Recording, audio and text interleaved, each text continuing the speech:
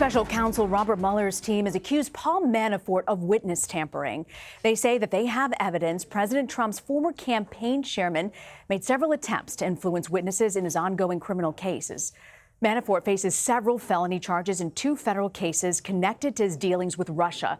He's pleaded not guilty. A judge will decide now if Manafort should go to jail while awaiting his upcoming trial. Paula Reid joins me now from the White House. Paula, what specifically is Manafort accused of doing?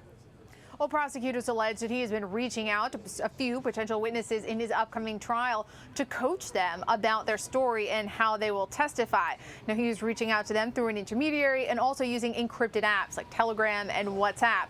Problem is, his messages were not fully encrypted because they were being uploaded to his iCloud. So when federal government officials got a warrant to search his belongings, they were able to access a lot of these messages and see exactly what he was saying to them and how he was trying to coach them ahead of the trial. It's so interesting to hear you say exactly how they got access to those messages. What's next, Paula, for Manafort if he is convicted? Well, he has not 1 but 2 upcoming trials. The first one will be in July, and then he'll go to trial on additional charges in the fall. So if he is convicted, he faces potentially the rest of his life in prison. He still has the option to reach some sort of plea deal with special counsel, which could spare him some of that jail time, make it a little bit easier.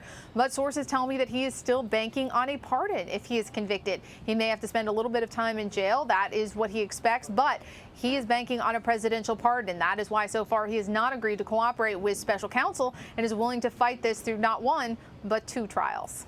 Any indication that the president would pardon Manafort? I know there's a lot of back and forth on this. Can you separate sort of what's fact and fiction here?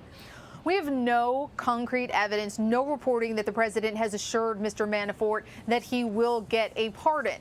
But if Mr. Manafort is looking at who else has received a pardon from the president, there's a lot of reason to be optimistic because for the most part, the president has been using his power to grant clemency to people who he believes have been sort of wronged by the swamp or by the system or some sort of political witch hunt. Many people see that. His pardon of Dinesh D'Souza, of Sheriff Arpaio, also signaling that he may pardon Blagojevich or Martha Stewart, see that as perhaps a way to message and signal to other people who have the option of cooperating against the president and his family in the Russia probe, just to remind them that a presidential pardon is an option.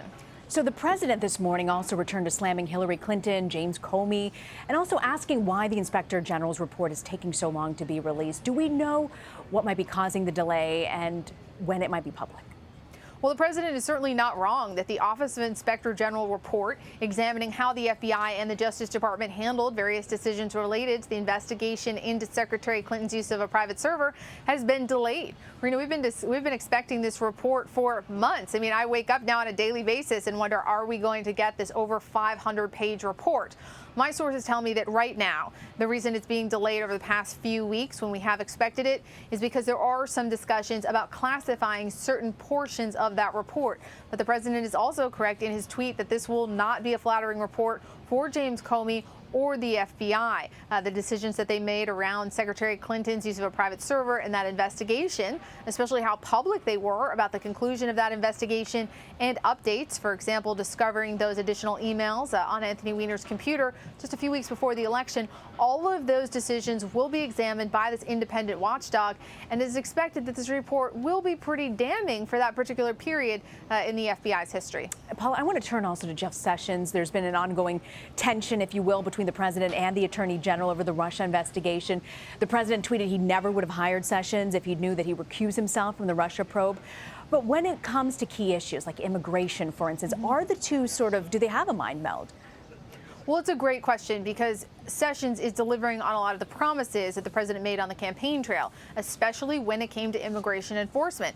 The president campaigned on a promise to build a wall to shore up our borders and to enforce very strictly the immigration laws in this country. Jeff Sessions is doing just that. I mean, as we speak right now, Sessions has made a decision to criminally prosecute everyone who crosses the border illegally. And that has the effect of separating parents and children at the border, because if you're accused of a crime inside the U.S., you can't bring your children to jail. That is a policy decision that the Attorney General made in April.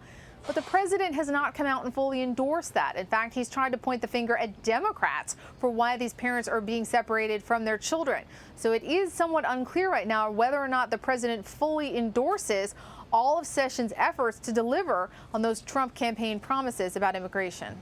Paula Reid from the White House. Paula, thank you.